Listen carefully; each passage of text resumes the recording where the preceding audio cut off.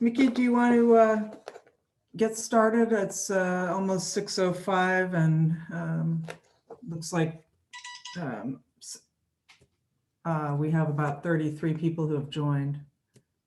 Oh, that sounds great, Kate. Why don't you go into your items and then we'll go from there. Okay. So again, thank you everybody for attending this Acceler-8 I-90 Bridge Replacements Project virtual public meeting. Given the snowstorm, it's probably a good thing we can do this virtually. My name is Kate Barrett. I'm going to be facilitating the meeting. I just wanted to, I know a lot of us are familiar now with virtual meetings and using Zoom, but I just wanted to go through a couple of housekeeping issues with that and the process. You are muted and your video is turned off. However, when we get to the Q&A portion, if you have a question you want to ask verbally, we will unmute you and let you ask your question verbally. The questions and comments, we want to ask that everybody hold your questions and comments until the end of the meeting. There are two ways that you can ask questions or make comments. At the bottom of the screen, you'll see a Q&A icon. You can either type in your question there and we'll answer that, or you can raise your hand. And before we start the Q&A, we will have a slide that will show you graphically how to do that if you aren't already familiar with it. If we run out of time, you'll always have an opportunity to ask us questions and make comments through the email address, which is a8@dot.state.ma.us. As with most public meetings and hearings, we'll ask you to please identify yourself and where you live before you make your comment or question. And if you're joining us by phone, you can view the presentation. It's posted on the website, which is mass.gov/Acceler-8 and you can find the presentation there and you can participate. Again, we'll show this before the Q&A by raising your hand, which is *9 on your phone. But with that, I think that's probably all we really need to talk about at this point. And I'll pass it back to you, Mickey. Thank you, Kate. On behalf of our District 3 Highway Director, Barry Lorian, again, I want to welcome everybody to the Acceler-8 I-90 Bridge Replacement Project virtual public meeting. My name is Mickey Splain, and I'm the District 3 project representative. We want to thank you all for your interest in the project, for taking the time to attend and participate in this virtual public meeting. With us tonight is Donnie Daly, and Donnie is our MassDOT Government and Public Affairs Liaison. Donnie and I would like to welcome our elected officials who were able to attend the public hearing tonight, or the representatives. So on our team tonight, who will be presenting to you, we have Tim Cullinane from JF White, Eric Mackey from Tetra Tech Engineering. Again, you've already met Kate Barrett from Regina Villa, our outreach specialist. And behind the scenes, we have Amanda and Emily making things go smoothly. And we also have Chris doing our closed captioning. So thank you to all you guys. So first, what we're going to do is we're going to start with an overview of the project history, the scope of work, the schedule. We'll discuss how and when the proposed work may affect you. The agenda for tonight, again, we're going to talk about project goals, construction schedule and staging, accelerated bridge construction, ABC, potential traffic impacts and local detour routes, our public outreach plan, and then we'll have our Q&A. Nikki, can I just jump in here? If we could go back one slide for those who are going to be needing to use the closed captioning. We have a slide. Yes, thank you. So at the bottom of your screen, you'll see the closed caption icon. You select that, and when you select that, you then would want to select either show subtitle, which will display the captioning at the bottom of the screen, or you can select view full transcript. So apologize for not covering that first, but I did want to interject that for those of you who would like to take advantage of that. Thanks, Kate. That's an important feature. So again, that's our agenda. We can go to the next slide. So what we have here is a graphic of I-90, and looking at the picture from left to right. To the right is Boston. You can see that there's a lot going on a lot of projects going on along I-90. To the left in the yellow oval is where the Acceler-8 project is. And you can see that we have some other projects also critical to the area. In particular, the I-495 I-90 interchange project, which is going to follow very closely behind our Acceler-8 project. And then a couple other projects, Fruit Street Bridge and Route 135/85 intersection. Next, please. Our project goals. So there are 8 bridges in the project. We're going to replace failing bridge decks and superstructures to increase their service life back to 75 years, which is what our criteria is for any new bridge structure. We are going to improve clearance to local roadways below. We are going to increase available width between the abutments of Parkerville Road. And what we mean by that is Parkerville Road is the one location where the bridges are going to be entirely new. So we're gonna open that area up to create more space. Up on I-90, we're going to upgrade the median barrier. We're going to upgrade the pavement surface and the pavement markings. And we're going to improve and upgrade shoulder protection. There'll be new barrier and new guardrail on the shoulders. Next. So at this point, Tim Cullinane from JF White is going to come in and do a few slides and talk about some of the specifics. Tim? Thank you, Mickey. As you said, my name is Tim Cullinane. I'm the construction manager for JF White. And I can tell you that JF White is very excited about this project. JF White has successfully built several projects similar to this one using accelerated bridge techniques. This project allows us to incorporate some of the best ideas from our past projects and incorporate them into this project. Most bridge construction projects use conventional construction methods, and it typically requires long-term traffic shifts and allows only half of a bridge to be built at one time. As with most traditional bridge projects, this method can take several years to complete a bridge. But however, this project is using accelerated bridge techniques. These methods allow JF White to rapidly build complete bridge superstructures over a 56-hour weekend. The method of construction has the shortest impact to the public. To do this, we will shift all the traffic from one barrel of the Mass Pike into the adjacent barrel. This is done with a temporary movable barrier, AKA the zipper barrier, and temporary crossovers located at the outer limits of the project.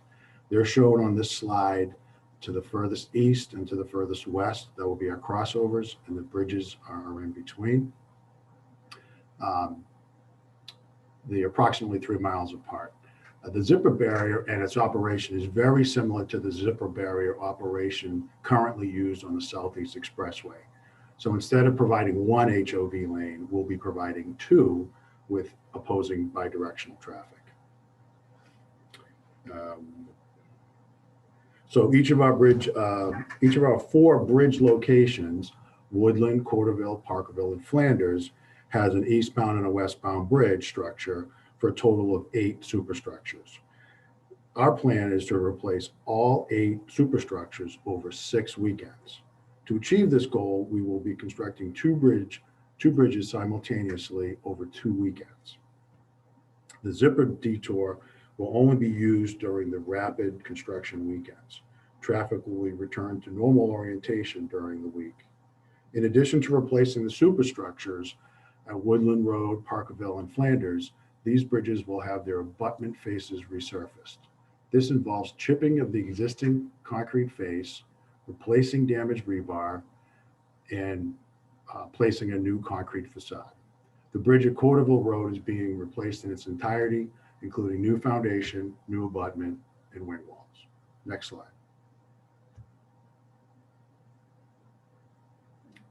Thank you. The success of the rapid weekends depends on good planning and advanced preparatory work that needs to be completed this winter and spring. So starting in February this month, we have a small utility relocation at Flanders Road. We also intend to get up on 93, up on Route 90 and replace median barrier for that 3 miles. We also have the bridge abutment work that I just mentioned, the resurfacing, and the new abutment work at Parkerville Road. And then March to May, we'll be building our median crossover construction. In May, towards the end of May, we're going to be doing our movable barrier trial run just to work out the bugs and make sure everything's working smoothly. And then this summer, the end of June through August, will be our rapid bridge replacement weekends. August through October, we complete the I-90 median barrier replacement. And then September through November, we'll have our final paving and complete the project. Next slide. So specific to our rapid weekends over the summer, we plan to do this over 8 weekends, like I mentioned before. 6 of those weekends, we will to employ the use of the zipper barrier. And 2 weekends, we will be doing support work, primarily waterproofing and paving. Those are shown as weekends numbers 4 and 8. Those weekends, we will not be using the zipper to transfer traffic to the opposite barrel, but rather just taking lanes to perform the waterproofing and paving. Next slide. So here's a rendering of our bridge construction during the rapid weekend. In the top of the picture, you can see the bi-directional traffic in the opposite barrel with the zipper deployed, dividing the traffic. Local roads will be closed throughout the weekend. Detours will be in place for each bridge. And the basic order of operations for the rapid weekends will be Friday night, demolish of the existing bridge, setting of the abutment precasts, which are below, and then setting of our next D beams shown in the rendering. That's actually placing the deck. And then 4 will be placing the approach slabs. They'll be shown they're shown in those brown areas. And then setting up the moment slabs that support the jersey barriers that sit directly on the wing walls. And then finally backfilling and paving to open each bridge by 5 a.m. Monday morning. Next slide. So another ABC or accelerated bridge construction technique is to utilize precast bridge seat caps. Each abutment has 3 caps to set, so there'll be 6 per bridge weekend.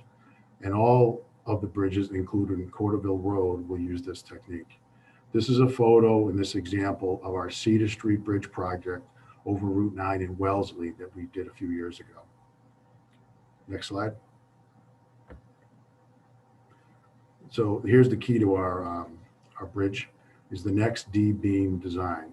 It incorporates the bridge deck integral with the beams, and it requires only small closure pores shown in yellow. Each of our bridges requires 5 double next beams and 1 single beam. The bridge barriers will be placed cast in place following the bridge weekend, and temporary barriers will be placed on the bridge until the bridge barriers are complete. Next slide. Next slide.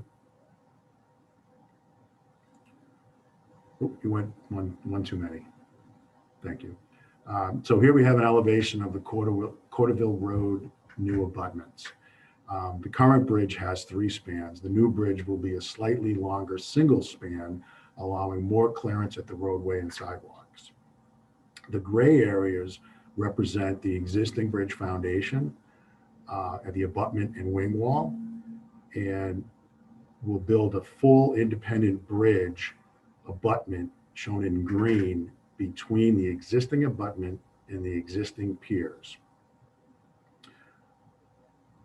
Note the light blue in the middle of the bridge. This represents the bridge seat cap and next beam. Next slide. And so here's an example of one of the crossovers and the transfer machine used on our Fast 14 I-93 Medford project that JF White built in 2011. I will now turn over the presentation to our highway design engineer, Eric Mackey of Tetra Tech.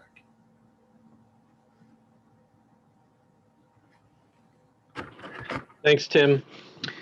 As Tim had just mentioned, this is a picture of the crossover operation on I-90, depicting the zipper barrier machine, as well as the traffic setup that we're going to be using on I-90. So it consists of the zipper barrier, as well as drums and message boards and cones to help push traffic over to the correct side of the roadway. Next slide. This is just a simple graphical depiction of how the contractor is going to perform the work along I-90. So for an example, this is showing the first weekend, which is the westbound Woodland Road Bridge, shown in red. So the red is depicting that that bridge is under construction, and the red arrows on the right-hand side show that the westbound traffic will be going through the crossover over to the eastbound side of the highway. And they'll be in 2 lanes of traffic in each direction until they cross all the way the 3 miles to the end of the project, past the Flanders Road Bridge, where they'll cross back over to the westbound side of the highway. The bridges that are shown in yellow will also be worked on during the same weekend, doing some of the prep work that Tim mentioned to get ready for the weekend where they'll be fully replaced. So this is just an example of bridges being worked on in the westbound direction. The similar thing will happen to all the bridges being worked on in the eastbound direction. Next slide, please.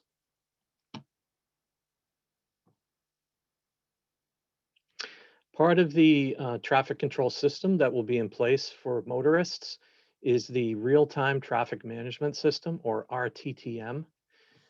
This is a similar system that is permanently installed on a lot of the highways in the Commonwealth. It's going to consist of message boards on I-90, on 495, also Route 9, giving the go time information for drivers. So that'll tell you how long is expected to take to drive through the work area during the construction period. That gives motorists from outside of the immediate area the ability to change their trip if they like, but also really it helps to reduce the stress of drivers when they understand that it may only take a few minutes to go through a work area. Next slide. So down on the local road system, the roadway underneath the bridge that is under construction will need to be fully closed during that weekend. So what's shown on this particular slide is the Woodland Road closure, and that's depicted by the red square in the middle of the screen. The dotted lines are depicting the detour route that will be put in place during that Woodland weekend. So consistent with all the other bridges, we're planning to use Route 9 to the north as the east-west route on the north side. Southville Road generally is used on the south side. And for this Woodland weekend, we're using Oak Hill Road to the east and Porterville Road to the west. So depending on which direction you're coming into the work area, you'll be directed to loop around, basically, using the streets that are depicted on this slide. Next slide. This slide is showing the Porterville Road, or Route 85 bridge closure weekend. Traffic will be rerouted using Oak Hill Road and Route 9 to the north, and again, using Southville Road to the south. So typical for all of these weekends, I should have mentioned that the signing will say that the road is closed, but available for local traffic only. So residents will still be able to drive on Porterville Road to get to their homes in order to get back and forth to work and whatnot, but other people will be directed around the work zone. Next slide. This graphic is depicting the weekend where Flanders Road and Parkerville Road are closed at the same time.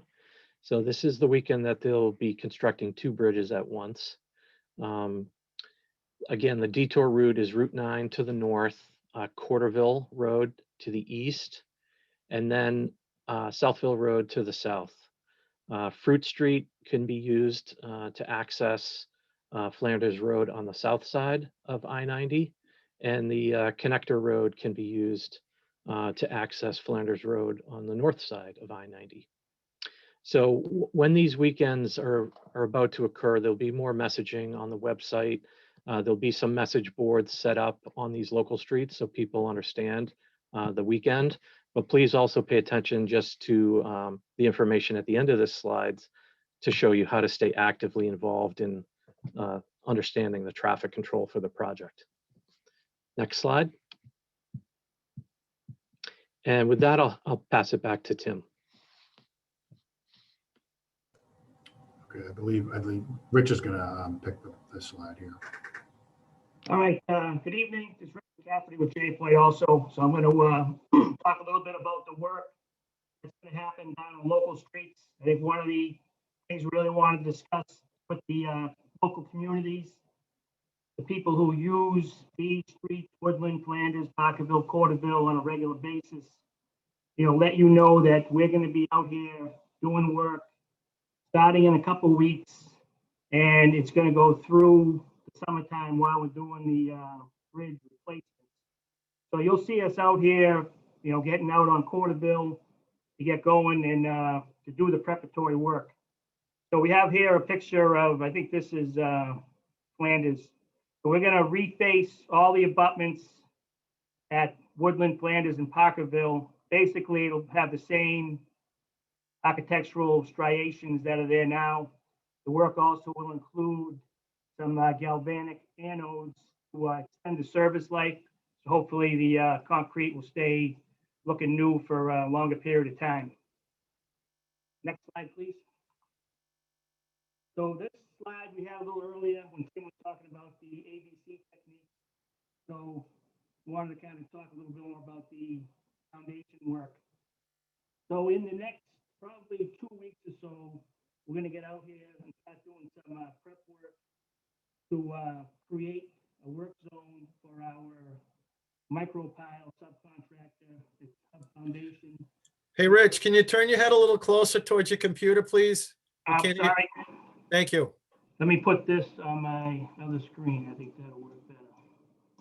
All right, so Hub is going to come out and they will do the micropiles. Once Hub is finished, we'll start doing some of the pile caps and the abutment walls. You'll see us out on Porterville Road in a couple of weeks. We'll be out there basically until we do the superstructure up above. Next slide, please. So while we're doing the work on the local streets, we'll have some work zones set up, and we'll always have a couple lanes available when we're not working. So this will be kind of during the evening and nights. We'd always have two 11-foot lanes. We'll set up a work zone, and we'll have, if needed, a pedestrian path. If we're closing down a sidewalk, we'll have a sidewalk available for folks to use. Next slide, please. So during the day, you may typically see us close one of the lanes, and then the lane that remains will be have alternating traffic using police details. So this may not be every day, but you'll see these type of closures on a regular basis at all 4 locations. Now we do have some restrictions for Parkerville. We got to coordinate with the school there, so you probably won't see us at Parkerville for a little while, but we look forward to getting out on Porterville, and probably Woodland will be our first location to do the bridge abutment repairs. Next slide, please. So with this, I'm going to hand it back over to Kate. Thank you. Thanks, Rich. So, we really our major concerns for outreach are making sure that we are communicating and providing information far enough in advance for abutters and community residents to plan their travel, but also reaching out regionally. So we do understand the importance of both of those audiences. As has been mentioned, the early action work has been utility relocations and the median barrier replacement. We do have a dedicated website, mass.gov/Acceler-8, which is the numeral 8, bridges. We will be sending out email advisories with updates on traffic and construction activities so folks can plan in advance how they're going to get around the area. We have actually an email list of over almost 700 people that are currently signed up and on our list to receive our bulk email advisories. We want to encourage you, if you're on this meeting, if you are not signed up yet, to please sign up. You can do that at the website. And to also encourage your neighbors and friends who live in the area to also sign up so they can receive the email advisories. Obviously, tonight is our public information meeting. We will be sending, we'll be scheduling kickoff meetings for the actual construction in April and May. Again, we'll be utilizing the email list as well as other information outlets and coordinating with the communities for those advisories. And so again, if you can sign up, you'll be receiving those meeting notices.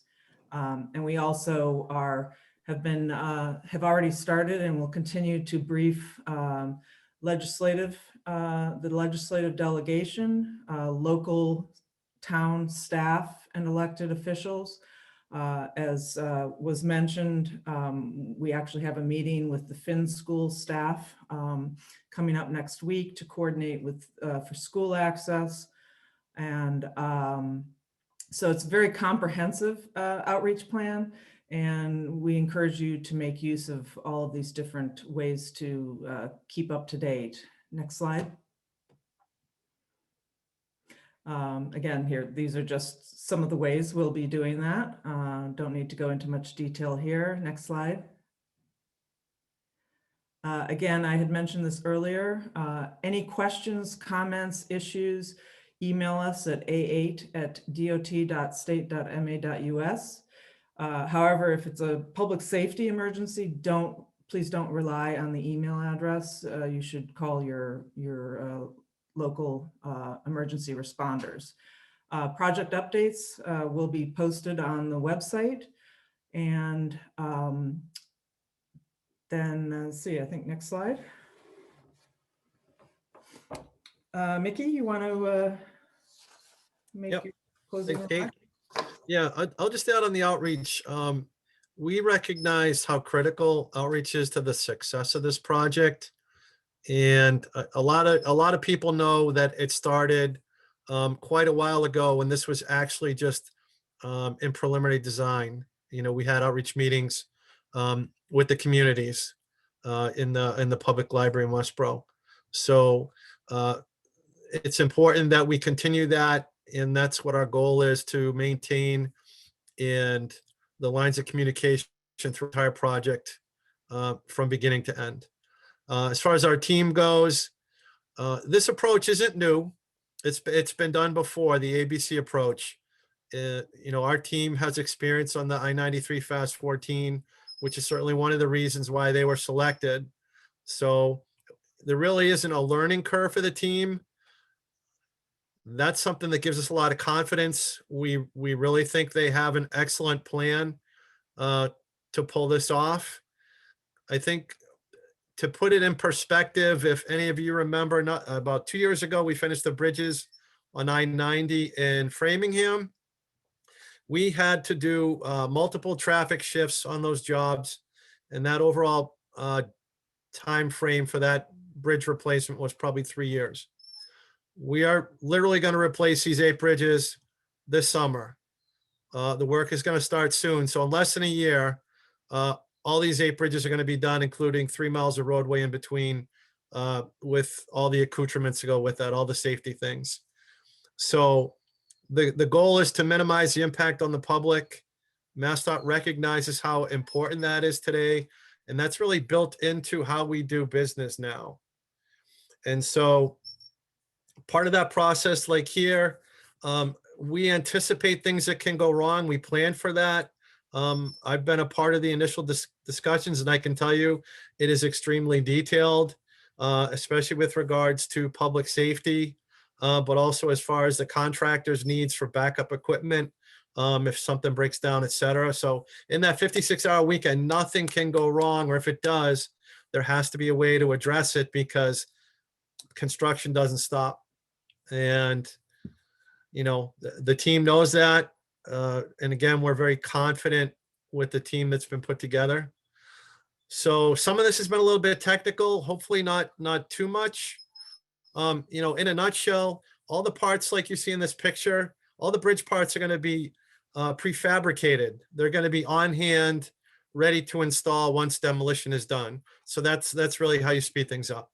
So with that, we'll go to Q&A now and try to answer any questions that you have, and we'll do our best to answer them. And if not, we'll get back to you with answers if we can't give them to you tonight. So Kate? Yep. So again, we had talked about how to participate. So at the bottom of your screen, you'll see a Q&A icon. If you prefer to type a question or comment, feel free to do that in that window, and we will address those. We'll go back and forth between the written questions and comments and the raised hands. So there's also a raised hand icon at the bottom. If you prefer to speak verbally, speak to us about your questions or concerns, you can raise your hand and we'll call on you, and Amanda will unmute you. We ask that everybody try and limit it to one question or comment initially so that we can make sure we get to everybody at least once, and then we can go around again. I would also, in terms of elected officials or staff who are attending tonight, we want to give you the opportunity to make comments or ask questions first. And to do that, I would ask that you please raise your hand rather than typing the question. So again, we'll first go to elected officials, and then we'll go to public attendees.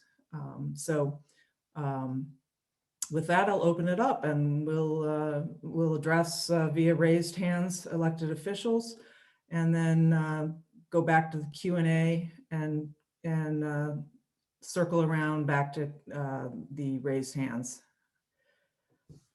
I am not seeing any raised hands right now. Jim Robbins, Amanda, would you like to unmute Jim? Jim, if you could please identify yourself. If you're an elected official, let us know that. And as I said, we are going to take elected officials first. So. Thank you, Kate. I'm not an elected official. I am the town planner in Westborough. Okay. I noted it early in your presentation, you mentioned that utility, probably drainage relocation, would begin this month or next month along Flanders Road in Westborough. My question is, will there be notice to our Department of Public Works of that work? Yeah, Tim, I know you guys have been handling that. I've been aware of it. Could you talk to that, please? Yeah, we've already been in contact with Westborough, and I believe we are all set with all permits and all contingency plans. The two conduits that we're going to install are so shallow that we actually have to put flow fill in. So it's going to be a very minor operation, but we appreciate Westborough's concerns, and we have addressed them. Great. Thank you, Tim. I'm going to go now, no other raised hands at the moment. I'm going to move now to typed questions, and I'll read them out. Jeff Ward has said, well planned, thank you. Is it worth the added risk of doing two bridges on one weekend? Yeah, again, Tim, maybe you can talk about why you guys chose that approach. Sure. I mean, that is a great question, actually. On Fast 14, we several times we did two bridges during the same weekend, and they were much bigger bridges. So we feel confident in doing that. What that allows us to do by doing two bridges at the same time, it allows us to have those waterproofing weekends as an optional backup weekend in case we have, a weather delay on one of the weekends. We can still maintain schedule and just shift that waterproofing to probably nights and then utilize that weekend as a backup. So it's a kind of a contingency in addition to our planning. Great. Thank you, Tim. One thing I did also just want to remind folks, if you're calling in, I see we have one phone caller.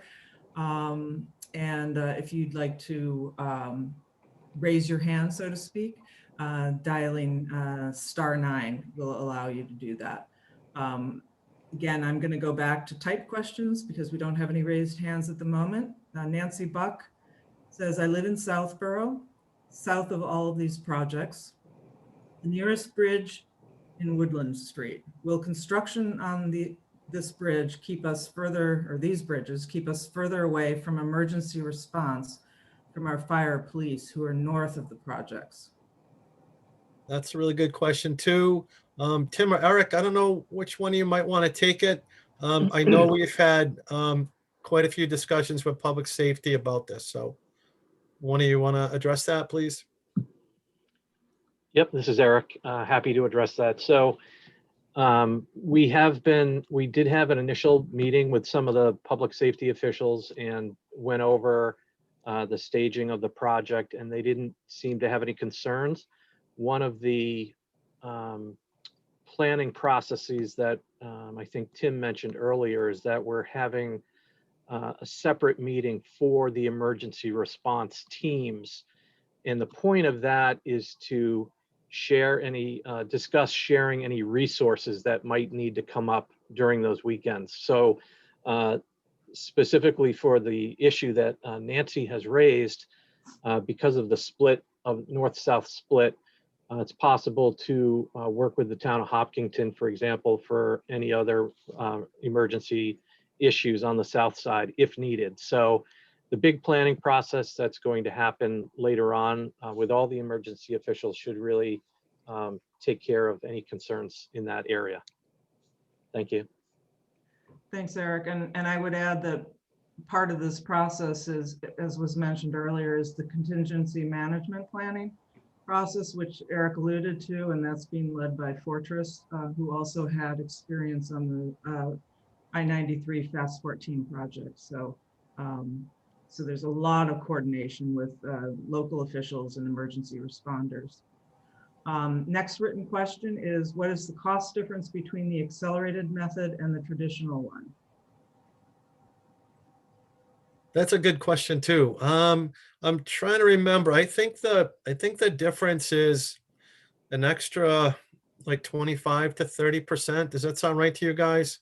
If I recall, over normal construction costs. So that's basically the premium to do this rapidly and with much less inconvenience to the public.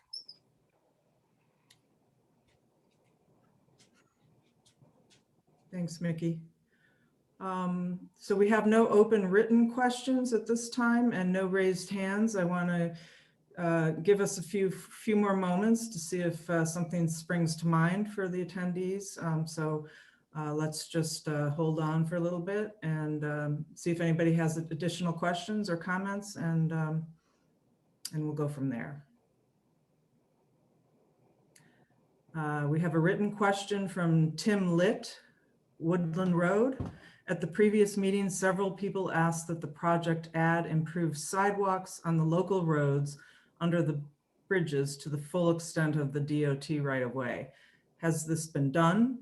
Also, June starts hurricane season. Presumably you can't work in extreme severe weather. How will we be notified? How is this contingency handled? Well, I can address the first part. I'm not sure about the weather part. I'll let you guys talk about that. But the safety walks under all the bridges that are there, sidewalks, they're narrow.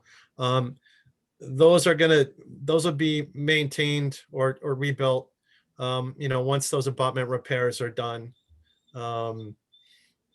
that's really the extent of this project. As far as work underneath, as far as I know. Tim, I don't know if you want to talk about the other part of the question, preparedness with your weekend planning. Yep, sure. Yeah, on Fast 14, we were very lucky. We only had one weekend where it rained. We avoided all hurricanes. Hopefully we'll be as lucky here. But if there is a hurricane, looming and there looks like there's going to be a chance of inclement weather, then we would probably, as a job team, make the decision to postpone that weekend till the next weekend. And that's where those 6 weekends that we've got planned and those 2 other weekends we sort of got as a backup would help us. Great, thank you, Tim. Okay, I don't see anything right now, but again, thoughts come into your mind. We'll certainly, oh, Tim lit. So are there additional weekend contingency dates? Again, the 2 that we have planned are the waterproofing weekends. We could modify them and make them into a bridge weekend if necessary. And if we needed to look beyond that, we certainly would. We don't have a lot of free weekends in the summer. There's only so many weekends we could work, but we've made some plans for that. Great, thank you, Tim.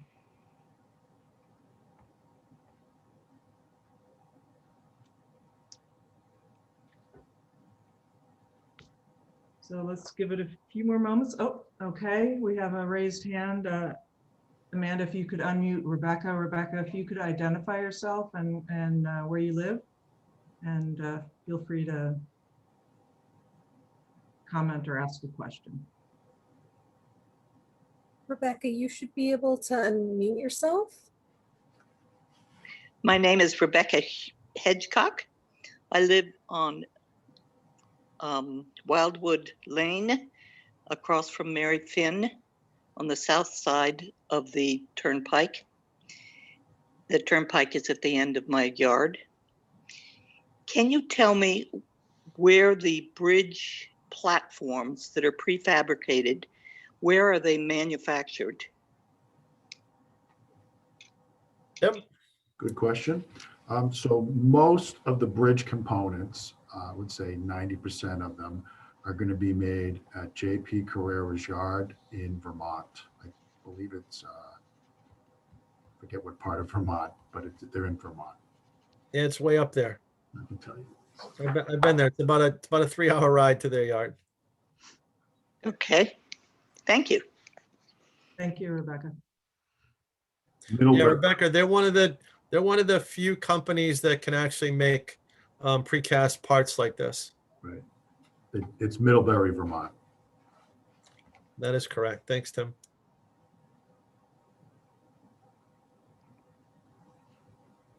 Okay, I'm not seeing anything right now, but again, let's give folks a chance to think about what they've heard tonight and see if there are additional questions or comments.